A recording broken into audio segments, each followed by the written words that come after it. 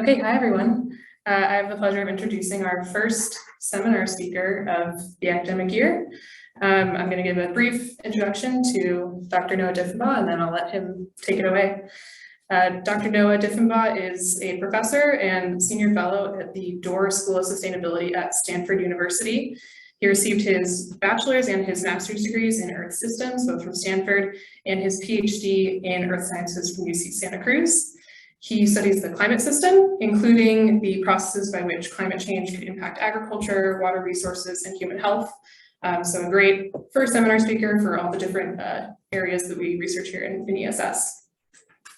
Dr. Diffenbaugh is also the inaugural editor-in-chief of a new peer-reviewed journal called Environmental Research Climate, and he was the editor-in-chief of Geophysical Research Letters, GRL, from 2014 to 2018.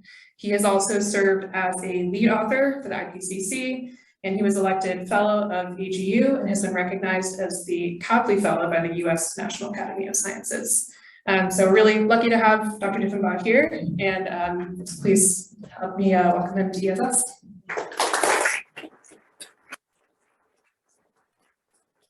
Thank you. And I should note it's a Copley Fellow. There's lots, including here in the room. So, okay, is it okay if I don't use my mask? Yes, because we all have masks. Okay, everyone's protected from me. Be protected. All right, let me. All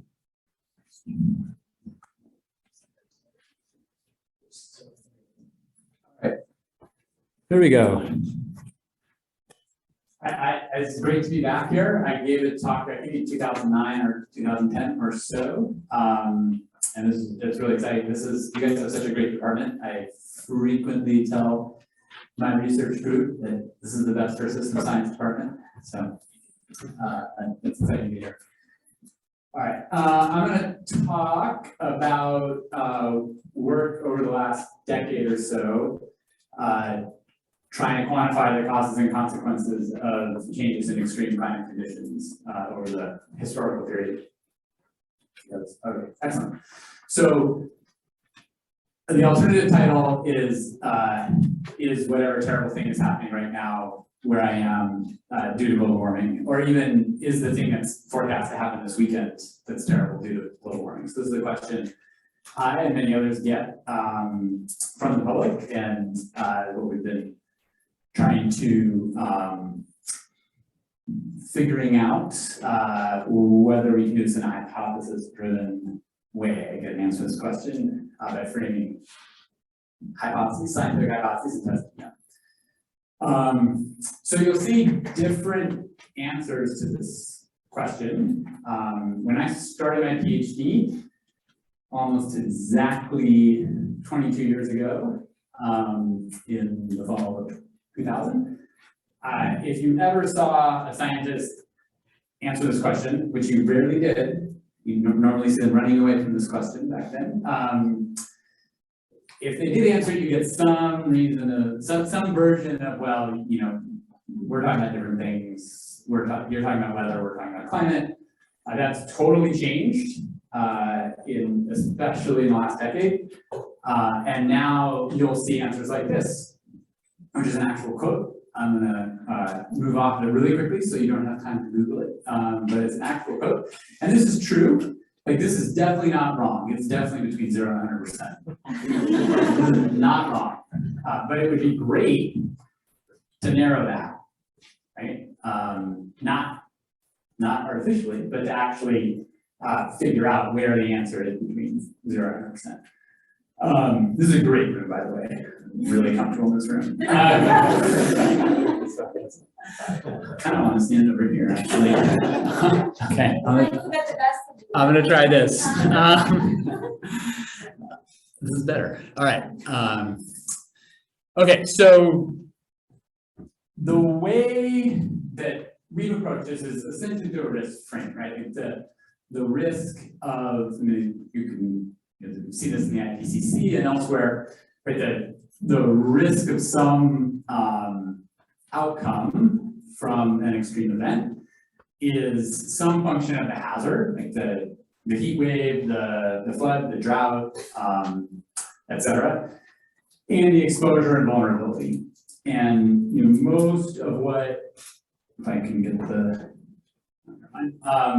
most of what I'll focus on, at least in the first part of the talk, is on the hazard, and then I'm going to talk a bit more about how we, for quantifying impacts, how we try to incorporate exposure and vulnerability into this as well. But the main point here is that our hope, and we'll see how you feel about it in 45 minutes. The hope is that this is scientifically trackable, right? That we're actually posing hypotheses and testing them. And it's it's practically actionable. There are real decisions that are being made that depend on the answer to this question. And this framing is a framing that is transferable to decision makers. It's not the core motivation for this analysis, but it is practically actionable potentially. Okay, so we've had a number of papers sort of wrestling with this question, and focus on this cartoon here to start to give you a sense of what sort of where we've landed, and this is both in my group as well as in general where the community is landed. Really, the first paper trying to do this in a systematic way was back in 2004. The Stoddard paper focused on the 2003 European heat wave, and now there's just hundreds and hundreds of papers doing this extreme event attribution, and they all basically do some version of what's on the screen now, right? So one thing I want to emphasize is that it's really important to define the event, right? When we say, is the event the terrible, the heat wave, the flood, the storm surge from the hurricane, is that due to global warming, is it being influenced by global warming? And really, the first step is really to define the event, and a lot of the debate that we've seen over the last decade or so about events, and even up to the present, has a lot of it has been that debates kind of going past each other because what the event is not defined, or not clearly defined. So we spend quite a bit of time trying to make sure we're defining the event before we move forward. And then, to answer this question, we have to have a counterfactual, right? And this is a real challenge for climate science, a real challenge for extreme event attribution, because we don't have, we can't run thousands of experiments on the whole world, right? We have one world, and to ask that question of what would have happened without global warming, if we don't have an experimental test bed for that, that's the global climate system. So there's a couple different approaches, and I'll show you some results using each of them. One is just to rely on the historical observations and basically use statistical approaches to remove the climate change, detrend the data essentially, and just compare the observations, the real observations with the detrended observations to create counterfactual. There's lots of different methods for that, removing the climate change, but that's you don't have to use a climate model to do this, right? You can not believe in climate models, not want to use them, and still try to answer this question. The other approach is to use climate models, to use climate models as in the way that we would want to run experiments with, like I did in elementary school, where we grew corn seedlings in the window and in the closet and kept everything else the same. And then I really good for 8th grade and use the microwave, learned that cooking one of my skills. But that's essentially what we want to do, right? We want to not saying the greenhouse effect is like, but we want to be able to run controlled experiments, and we can't find models with one way to do that. We can run lots and lots and lots of versions of history with different forcing factors, and then compare essentially the hypotheses from those climate models with what happened in reality. So the main point here is we need to compare what happened with counterfactual, and that's challenge. And then ultimately we want to make some formal attribution statement. And so you'll see in the literature or in the news, especially from the World Weather Attribution Group that's doing this rapid attribution, you will see news headlines very soon after an event, and you're going to see these uncertainty statements that are applied that have a formal definitions that they've designed and published. Okay, so that's the basic framework that we use, and most groups essentially use some version. So I'm gonna sort of go through the last 2 droughts here in California, more or less, that time period, not just talk about California drought, but I guess a third title of this talk could have been from counting and pattern correlation to causal inference and machine learning, something like that. So I'm going to sort of take you through and start out with kind of the simplistic ways that we started out doing this, and then take you up to what we're doing at the present. So my work on this, didn't actually start with the last California drought, but really kind of ramped up with the last California drought. And I'm not others here in the room, work on this as well. Everyone here in California knows these have been really high impact events. We're living with very severe conditions that are having severe impacts. And I want to note that in my experience, California has been very, very proactive in really engaging with scholars in real time, right? Scientists, engineers, and legal scholars to try to figure out how to address these conditions proactively. It's been a really, I think it's a great example of incorporating a cutting edge research into managing our evolving conflicts. Okay, so first, simplistic exercise. So,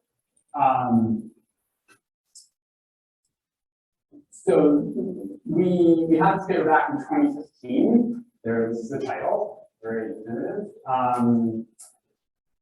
title, and it is mostly a counting exercise. Right? So, when we go back and look at the historical climate record from California, what we find around at that point, up until 2014, was that California's warming.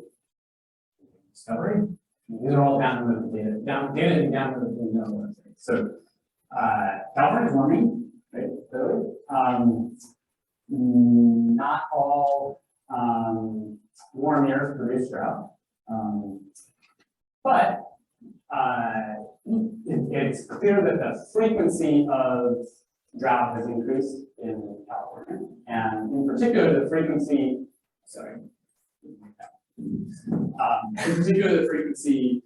that low precipitation years lead to drought has increased.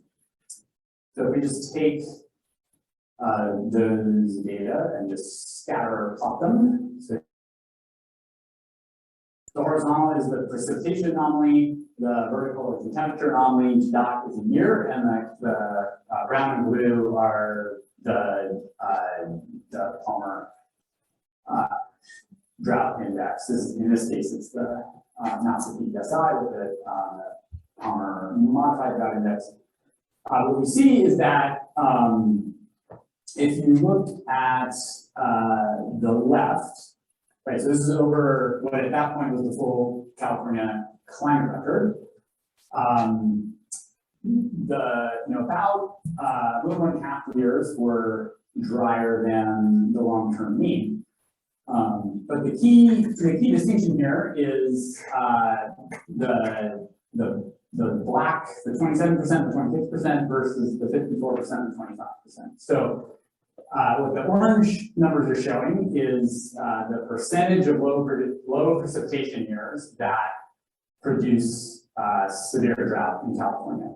And the point here is that not all low precipitation years produce drought. Not all warm years produce drought.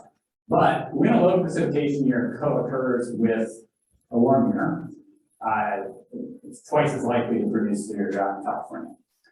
And if you look at the right, we're just pulling out the last 2 decades of the record at that point. The circle in both cases is 2014. And what you see is that because California has warmed, we're now just in a climate where it's much more likely that when low precipitation happens, it's also warm. And this is really, really simple. In the case of our analysis, we just count up years. And you can think of this that, it used to be California, temperature and precipitation were like flipping a coin, and you get heads, tails half the time on one coin, tails half the time on the other coin, you get 2 tails 25% of the time. If you're getting 80 or 90% warm years, you're just a lot more likely to get 2 tails. So super simple, just counting up years.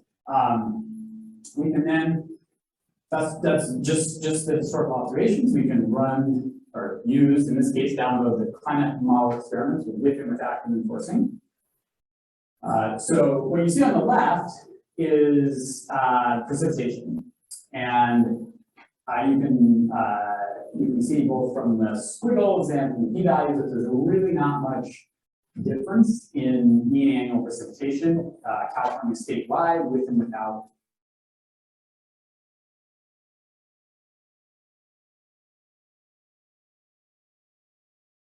That the California with human forcing is warmer than California without human forcing. So just as you would expect from the simple counting exercise, now if we repeat that with the climate model experiment, what we see is very high confidence that the increasing odds of the combination of low precipitation and high temperature, much higher odds of that with human forcing and without. So this is super duper simplistic.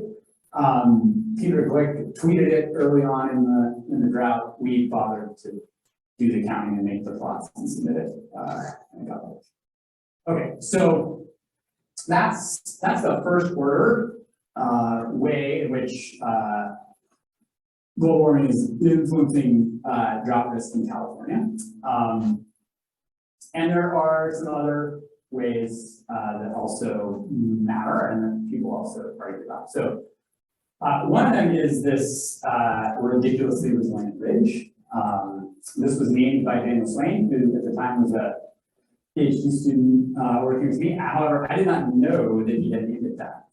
So I was literally. So I was in my car waiting to pick up my daughter, sitting there in the car reading the news on the phone, and I think it was in The Economist. So I was, and this Economist article about the drought said the ridiculously resilient ridge. I was like, what the heck is that? Sounds ridiculous. Sorry, we're being recorded. Hey, Daniel. Yeah, so Daniel knows the story. So I was like, whoa, what is this thing? And I clicked on it and I find this blog. And it's the Weather West blog. Whoa, what's this blog? I've never heard of this. I click on the about, and there's Daniel, my PhD student. Anyway, so that's how I learned about Daniel's blog. Learned about Twitter later. Okay, so the point being here is that, as I'm sure you're all aware, right, the atmospheric pressure affects the atmospheric circulation and the progress of storms towards California. So in this early paper, and this is the point here is that the ingredients, the physical ingredients of extreme events matter, and it's important that we're analyzing them as well. So at the time that we published this paper, 2013 was the driest calendar year on record in California, and had the most extreme atmospheric pressure in terms of the 500 pascal heights in the reanalysis data set. And so we first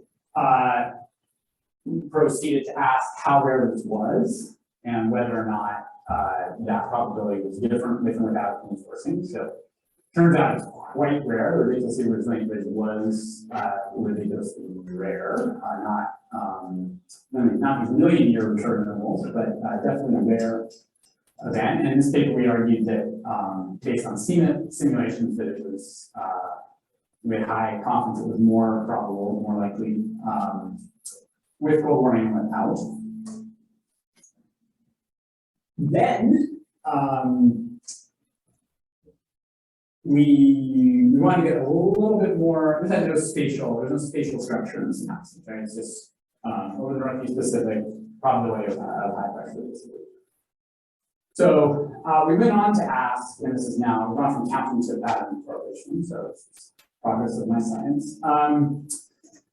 So the next question we asked was not just about the probability of high pressure over the Northern Pacific, but the probability of extreme gradients. And so when we look back historically, we find that in fact, as you see on the bottom right, that the years that have a ridiculously resilient ridge-like pattern, right, show higher spatial correlation with what happened during the drought, had lower, overall had lower precipitation. So from a correlation point of view, exactly what we'd expect from our understanding of how the atmosphere works. So what we first asked was just about the, some people call the thermal dilation of the atmosphere. So as the atmosphere has warmed, it had been argued that, well, this ridiculously resilient ridge can't be affected by global warming because the atmosphere is just warming uniformly, and we should see pressure, the atmospheric pressure increasing uniformly. In fact, we don't see that. Right? So on the top are the trends in the 500 millibar heights, and on the bottom when we calculate the thermal dilation from the atmospheric warming, and you can see that there's a lot of spatial structure to just the pattern of thermal dilation, and it is matches closely what we see in the trends of the 500 Pascal. So the observed trend is non-uniform, and much of it can be explained first order by just the simple thermal dilation downstream. So we want to ask a little more quantitatively, since it's really these extreme gradients that are really responsible for these prolonged dry periods, has the probability of those extreme gradients changed? So we look at the recent period versus the early period, and what we see is that in fact the probability of extreme gradients upstream of California is much more likely now than earlier in the reanalysis. And in fact, the difference is statistically significant. Also, if we just use simple pattern correlation to ask how often are years like the ridiculously resilient ridge, years like the recent drought, how often have they occurred through time, we find an increasing correlation overall. The atmosphere is becoming more like this pattern that promotes warm, dry, quote, wet seasons here in California. And there's a statistically significant difference in the recent period versus the earlier period. Okay, so that's sort of the first drought. This drought, the droughts had a lot of last drought, this drought had a lot of impacts, and many in the room, Jim and others have worked on impacts such as wildfire. So we've done a little bit on wildfire, asking again about what about these ingredients that tend to promote these hazards. So I'm going to show a few results from a paper that came out in 2020, led by Mike Goss. So when we look at, in this paper, we were particularly focused on autumn. And the reason we're focused on autumn is that in recent years, we've had these very extreme wildfires in the autumn season, including in multiple locations across the state.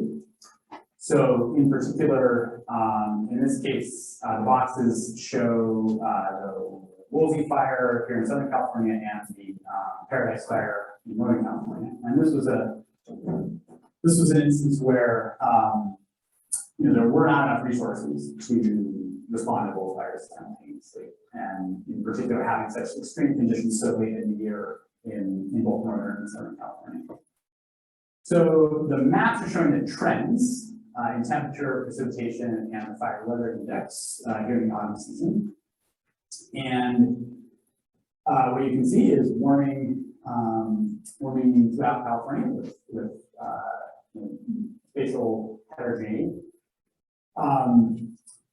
Less statistical significance, but still clear trend statewide and through most of the state, decreasing precipitation trend, so getting drier in the autumn, and this increasing fire weather index. So basically the combination of antecedent precipitation, temperature, and then the strength of the winds and the relative humidity, that combination has been increasing in the autumn season statewide. And again, just simple,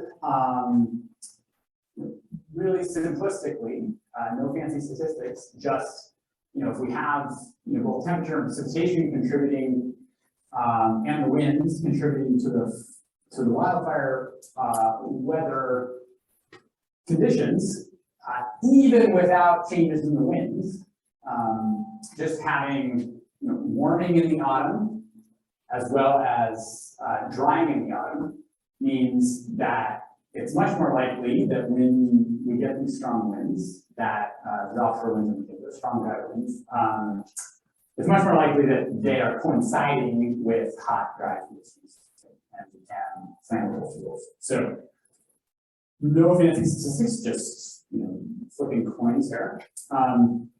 So the first thing we do is we ask, what is the effect of these extreme wildfire weather conditions when there's very high value of the fire weather index in this case? And during the autumn, the days that have the most extreme wildfire weather index values produce much larger area burn, right? So on average, about double the area burn for the autumn season. And as you may have expected from those maps, statewide, the frequency of the most extreme wildfire weather days is increasing in the autumn, the frequency is more than doubled over the last 4 decades. So we're not saying anything about trends in area to burn here or the human component of fires, but in terms of the ingredients for high wildfire weather risk, this combination of temperature, precipitation, winds and humidity is increasing very significantly. Okay, so you are probably asking this question at this point. There's got to be a way to do this more rigorously than just counting things. So you are right. And this is a key question. It's a key question not just for drought or wildfire risk. It's a key question for many different systems, and particularly in a globalized world. Right, and we're seeing lots of examples of that. We're having multiple extreme events in multiple locations is really testing our wide variety of baseline systems that have been designed and built around an assumption of an old climate. Amir has been a real pioneer in the more sophisticated ways to do this. So I'll note back in 2014, conference here at Irvine. So we basically used that approach, the Copula approach, to try to improve on what I just shown you. And in this case, we're interested in breadbasket regions around the world, and in particular, Just like I've been going through with this counting, right? So hot, dry conditions, low precipitation, high temperature, have the odds of low precipitation and high temperature changed in combination in different regions around the world. So if we look globally, the answer is yes. The odds of warm years have gone up globally. The odds of dry years have not changed significantly globally, but the joint probability has changed both substantially and significantly. See that both on the right, see that both in the top in the historical observations, as well as on the bottom when we compare the historical climate model simulations with human forcing and the natural ones without human forcing. So we see that globally. What about different regions? So there's a lot on this map on this slide. Not expecting you to take it all in. I'll just point out if we look at China and India, for example. So up on the map, what you're seeing is all the regions that we focused on here. And then on the bottom, for each pair of regions, we're asking in each of these time periods, just in the historical observation, what are the odds of a year that is 2 standard deviations warm and also drier than the baseline? So drier than the mean and also 2 standard deviations warm. What are the odds that both of those regions experience those conditions in the same year? And what you see is getting darker purple as you go to the right. And so the odds that regions have these extreme conditions in the same year overall is going up. And in particular, right, if we look at China and India, there it is. Okay. On this, on my right-hand screen. Right, so the odds that China and India both have these extreme conditions simultaneously. They've gone from, in the mid-20th century, less than 5% to, in the recent period, more than 15%. So more than tripling the odds that these 2 regions, which together have 2.5 billion people, that they experience these extreme conditions simultaneously. All right, so that's a bit of a tour of the last several years on the hazards, okay, and using this approach, general framework. And we've had, we've asked this question for lots of different events around the world. We asked it for global scale, but we've also started to ask whether we can extend this beyond the hazard to quantify how much the climate change that's already happened is impacting us. So I'm going to show you a couple of examples of that work. So the next 2 papers I'm going to feature are from Francis Davenport's PhD dissertation. So Francis finished defended her PhD last winter, and we're starting a faculty position at Colorado State in the spring. So the first question Francis asked was, how much have historical changes in precipitation in the US contributed to the cost of flooding? Right? The financial costs that we are incurring here and now from flooding. So what Francis did was to use a econometric approach, so panel regression with fixed effects. And first she analyzed the historical observations, so the historical precipitation and historical flood damages, going back 3 decades or so. And what she finds is a very robust relationship between state level monthly precipitation and state level monthly flood damages. And lots of different functional forms, and you see the same basic relationship, which is a log linear relationship, right? So this is an exponential increase in the cost of flooding as precipitation increases. And the bin regression suggests some attenuation of that at really, really strong precipitation, which makes sense given that at some point there's already been a lot of damage. But essentially, we see this exponential relationship with as precipitation gets more extreme. And then, there's a lot of analysis in the paper, but the end goal was to ask if we use this empirical relationship, and then getting back to our cartoon here, right? If we just the result I showed you, just using the observations, if we just say how much has the precipitation changed, and what's the difference in each flood event between what really happened and the counterfactual without precipitation. So what Francis finds is that about a third of the financial costs of flooding in the US over the last 3 decades have been contributed by changes in precipitation. And it's mostly intensification of the wettest events. So the wettest events contribute the vast majority of flood damages overall. And the wettest events show the largest magnitude increase in intensity historically, and they show the clearest fingerprint of anthropogenic forcing, the clearest difference in between climate model simulations with human forcing and without human forcing. So there's a lot of money, right? This is billions of dollars. We repeated this with the US crop insurance program, and the same analysis with the US crop insurance program, and it's similar magnitude, about 20% of insured crop losses over the last 3 decades contributed by county level warming. So we have no intention of going through every cost and adding it all up. But the point here is that not only can we extend this framework to impacts, but when we do that, we find that, in fact, the global warming that's already happening is costing us quite a bit here and now. That's not just okay, so not just costing us in the US, but also around the world, to show you a bit.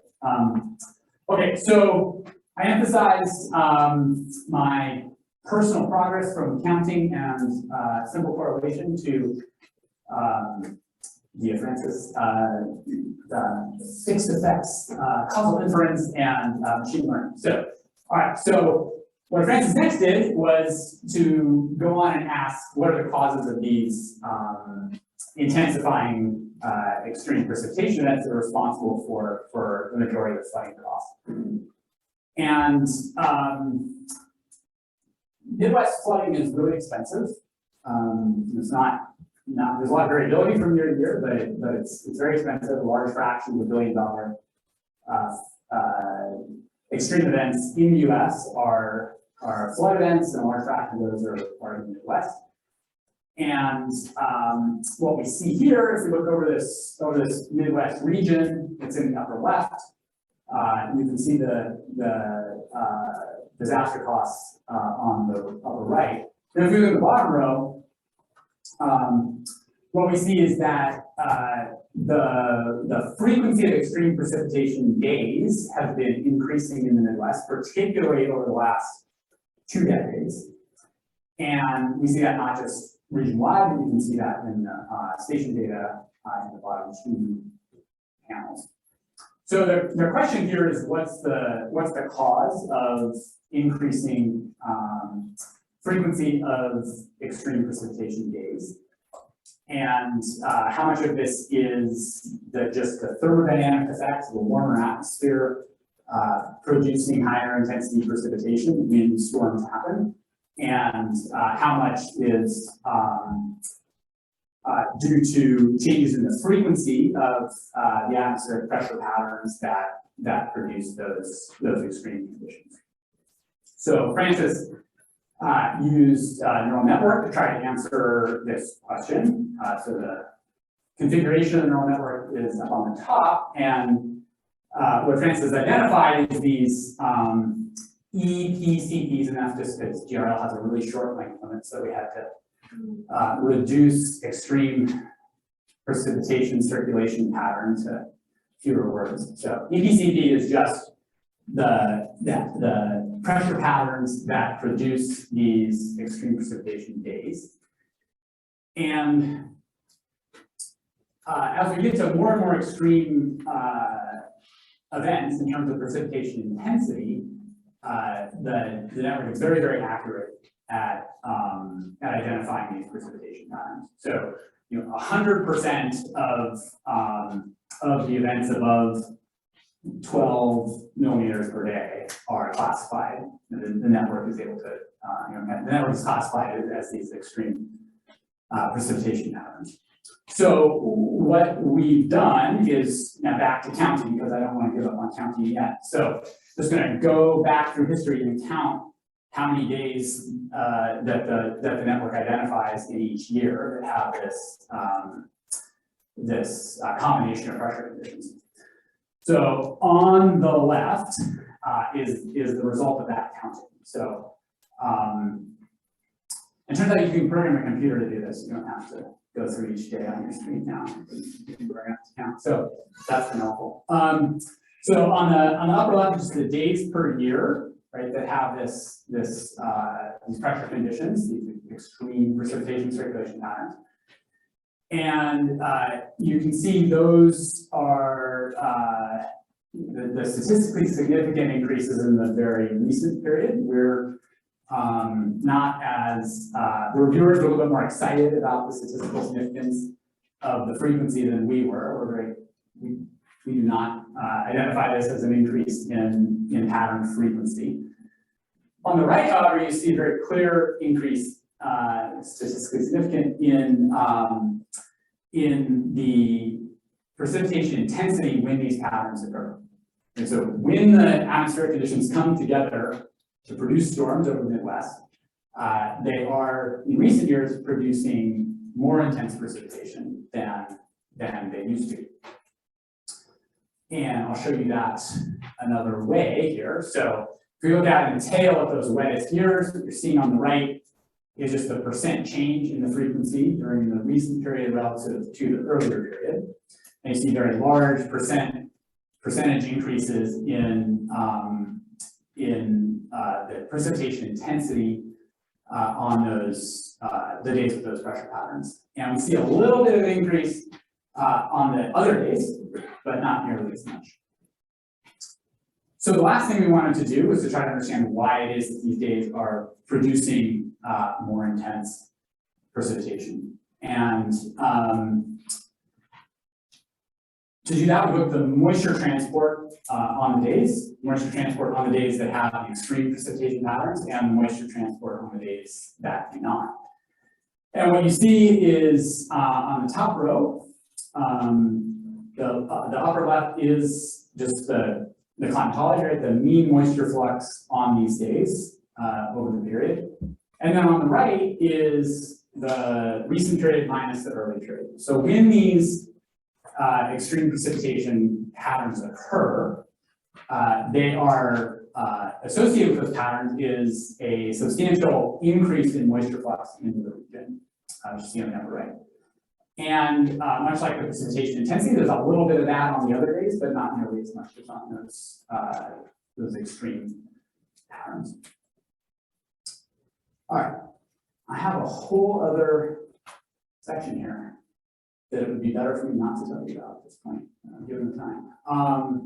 So I'll just say real quick that we've also extended this globally, and this work with Marshall Burke, just asking, given the global warming that's already happened, what have been the effects on countries around the world, and in particular on the inequality between countries around the world in terms of their per capita GDP. And this is just the same kind of econometric analysis that I already showed you, but in this case for economic growth. This is work that Marshall pioneered back in 2015 during his dissertation, and has been replicated many, many times. So the short version here is that if we take Marshall's regression between country level temperature variability and annual economic growth, and we combine that with the effect of global warming on country level temperature as simulated by the CMIP models, then we can basically calculate like how much has each country moved on this regression curve. And essentially what this regression curve tells you is that most of the largest economies in the world are right at the global optimum temperature, that makes sense. But this is not a cross-sectional regression, right? This is panel regression, so countries are being compared against themselves through time. It's a very robust result. And essentially, countries that are cooler than the optimum tend to grow a little bit faster in warm years. Countries that are warmer than the optimum tend to grow a little bit slower during warm years. So the difference in growth rate is pretty small, as you can see from the upper right here. But as with other compound interest problems, right, small differences in annual growth rate compounded over many years result in large differences in the level. So in our calculations that Norway has warmed up a little bit, right, has moved from way down the curve up to not as far down the curve. Very small impact at an annual level, but compounded over decades. Norway is about a third, per capita GDP is about a third higher than it would have been without global warming. India, which has gone also warm, but gone down the curve, past the optimum, down the curve, is about 31%. Per capita GDP is about 31% lower today than it would have been without global warming. The global version of that is about what you would expect from the current mean temperatures. The warm countries have, we have very high confidence the warm countries have been harmed, that their economic growth has been dragged down. You see that in the bottom panel. And we have some confidence that some of the cooler countries have been helped by long-term warming. And what that means is that the difference between the richest countries in the world and the poorest countries in the world, and population weighted, the wealthiest populations and the poorest populations, that difference is bigger now than it would have been if global warming hadn't happened. We're not arguing that global warming caused economic inequality, right? That was not caused by global warming, but it is larger today than it would have been if global warming hadn't happened. All right, I will spare you the rest and leave the summary up. So thank you.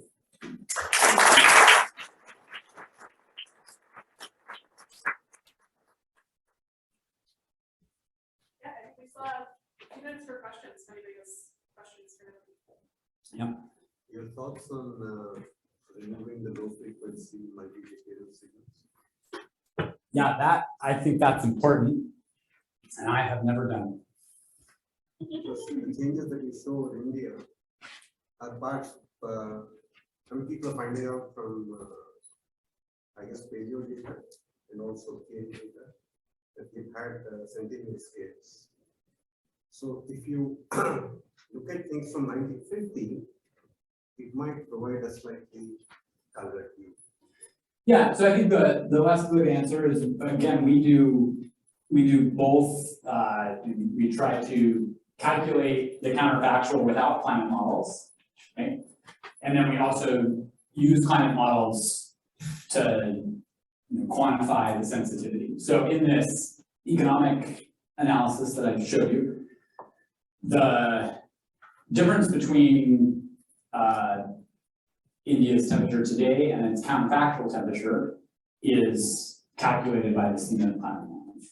And so we have multiple climate models run with human forcing and without human forcing. And then for each model, we take the delta, and we take the difference simulated by each model, and then we have an ensemble of climate responses.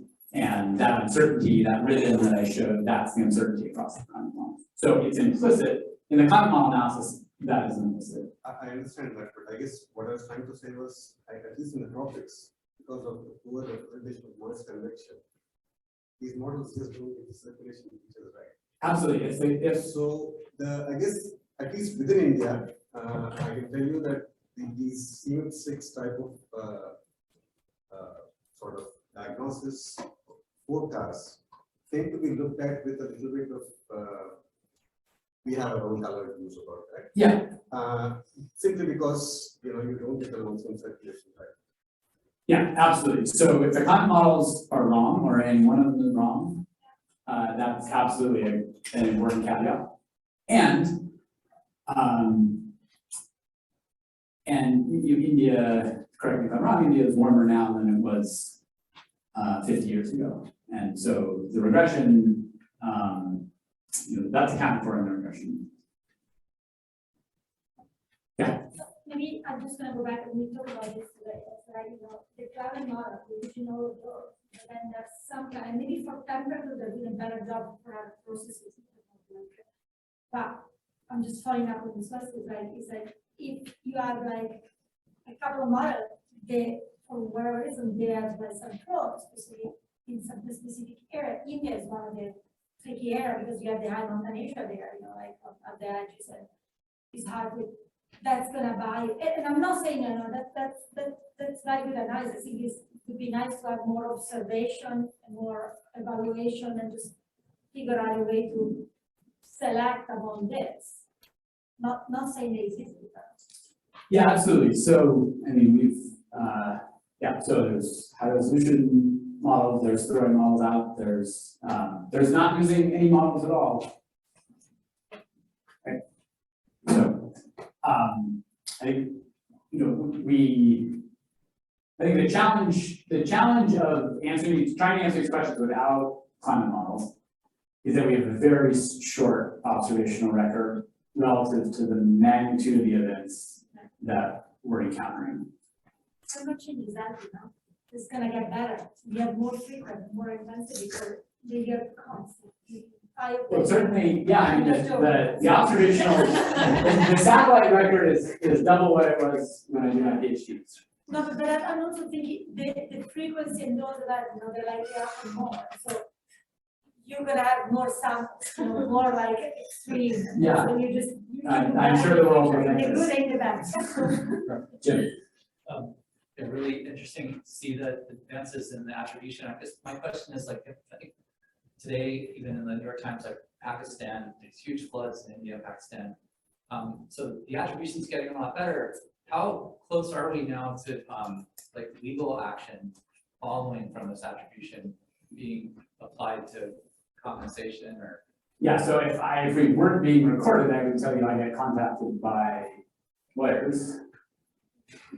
Right, asking how is this, and this is not just private, I mean, I've never said yes to any, I'm not an expert witness, but there was,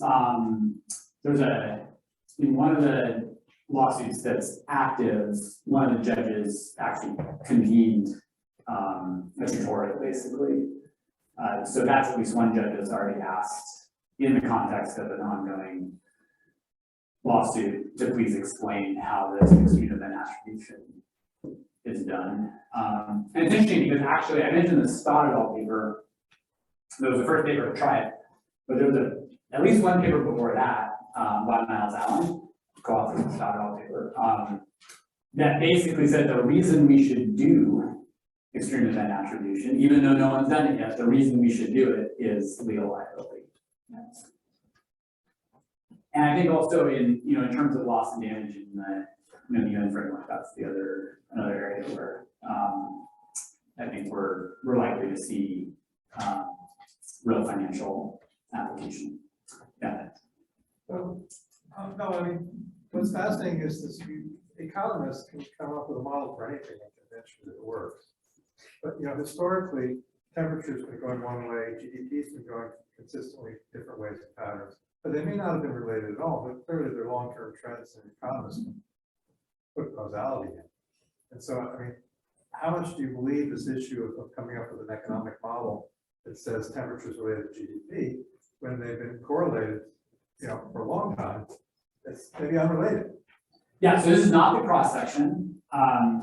And the panel regression basically compares one unit against itself through time, and fixed effects control for unit level trends as well as shocks that are common across the units. So I'm not arguing that the method is perfect, but the method is designed to do exactly what you're concerned about. I mean, to confront exactly what you're concerned about. Yeah. I'm just curious about your process, it's really interesting, about like, is it possible to do attribution in places that don't have high density of weather stations and long weather station records? Definitely possible to do it, Is and, it possible to do it like in a robust way? yeah, no, I think the robust way is the key point. I mean, I think so the thing about attribution now is it's possible to do it anywhere. We have gridded data sets and global climate models. So it's possible to produce the numbers for anything that we have either of those, and in very, very quickly, the so-called rapid attribution. I have not personally engaged with that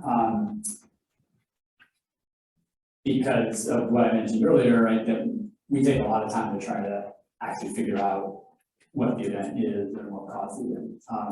Where I've dove or waded into that is actually what some people call pre-computed attribution. So, everywhere, there's a record hot event everywhere. So we can actually ask if we run this attribution analysis on that value, right? So what are the odds now of breaking that record, and what would the odds, and go through this whole thing? We can do this all in advance. So we've published maps for everywhere, every area of the world where we have grid observations of what our calculation would be if the record's broken. So we've gone on record saying, here's what you would get in advance. Again, not knowing anything about the event, just if the threshold was crossed. And then I actually went back. So we published that in 2017 paper, but because of the way the CNET 5 protocols worked, the historical period ended in 2005. So I went back, this was published in 2020. I mean, I got worried about this, and I said, is there a way that we can test whether or not our numbers are right? Again, a scientific sort of philosophy of science, as I understand it, as I was taught in college, to be able to make a prediction and test it. So the fact that our history ended in 2005 became an advantage, because then there was, more than a decade of reality that had happened since our historical period ended. So I went back and actually asked, given what we published, how many record-setting events should we have in each area of the world based on what we published? And it turned out, what we published in 2017 overall dramatically underpredicted the number of record-setting events that actually happened. And I got really worried. So I was digging in that. And really what it ends up being is the standard calculation of return intervals really underpredicts the probabilities of if some location is, has a non-stationary climate. It turns out a lot of areas will have a non-stationary climate. So I think NEVA is the way to go. I was gonna read the question based on the chat. Oh, great. So, the question is, I had some of this study on socioeconomic impact of climate change being integrated in the decision-making process. For example, guiding mitigation strategies. So I guess what is the connection between what we are finding as scientists and how is this used and being used? So where are we standing? I mean, I don't know, Yeah. So for me, like not any concrete way, like I haven't produced a solution personally. Like I say, I get asked a lot, right? So I've been asked by lawyers how to explain how it works. I've been asked by the state of California, who's been always been asked by Congress, so I show up and answer the questions, but so the one time I tried, I will say, so I wrote a proposal to try to make this like open source and any decision maker can calculate the change in return interval, et cetera. And so I got to the point of like getting to where they brought in decision makers to evaluate the proposal and do a talk to me and whatnot. And the decision maker said, this is way too complicated, no one's gonna use this, forget it. That's the end of the story. All right, let's thank you, Dr. Diffenbaugh.